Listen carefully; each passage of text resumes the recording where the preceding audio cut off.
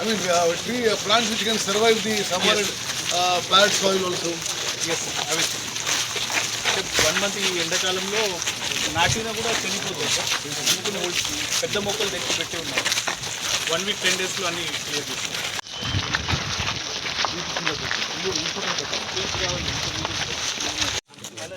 And 2000 flats కదా.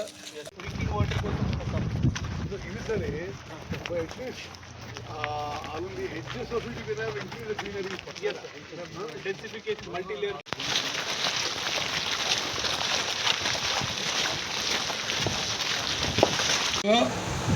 ఇల్లు లేని ప్రతి నిరుపేద కుటుంబానికి ఇల్లు ఇచ్చే ప్రయత్నం ఇది.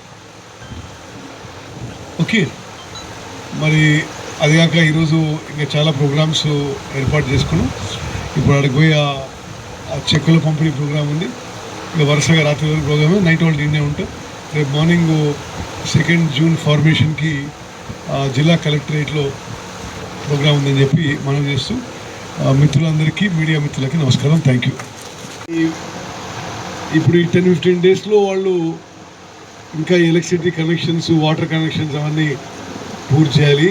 అది చేసినాక తతిమది ఆ పెయింటింగ్, ఫినిషింగ్ వర్క్స్ అన్నీ చేయండి. అది ఓకే, ఎందుకు చేస్తే దరిద్రాలు చుట్టుకున్నారు అది ఎవరో నాకు కూడా వాళ్ళు.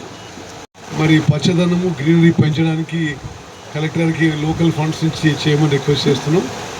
అదేవిధంగా ఎందుకంటే ఎక్కువ ఫ్లాట్స్ ఒకే చోట ఉన్నాయి కాబట్టి కొంత కామన్ టాయిలెట్స్, కొంత కామన్ బాత్ ఏరియాస్ కూడా కామన్ ఫండ్స్ నుంచి కట్టే విధంగా చర్యలు తీసుకుంటున్నాం. సో దట్ ఇంట్లో బాత్రూమ్లకే ప్రెజర్ లేకుండా బయట ఉండదని ఒక పార్క్ కూడా నిర్మాణానికి కృషి చేస్తున్నాం. ఇవన్నీ ఈ నెల కొలిక్కి వస్తే జూన్ నెలలో, నెల మధ్యలో, నెల చివరికో ఇనాగ్రేషను మరి ఎవరో ఒక వివిఐపితో చేయించే ప్రయత్నం చేస్తాం.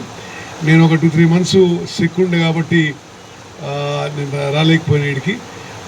తప్పనిసరిగా కాంట్రాక్టర్ని వాళ్ళని కలెక్టర్ గారు మీరు కూడా ఒక వారం రోజులు తిరిగి పూర్తి చేయండి. ఓకే, సతిమ ఏ విషయస్ కూడా అది ప్రెస్ కాదు, అది రాసుకునే అవసరం లేదు.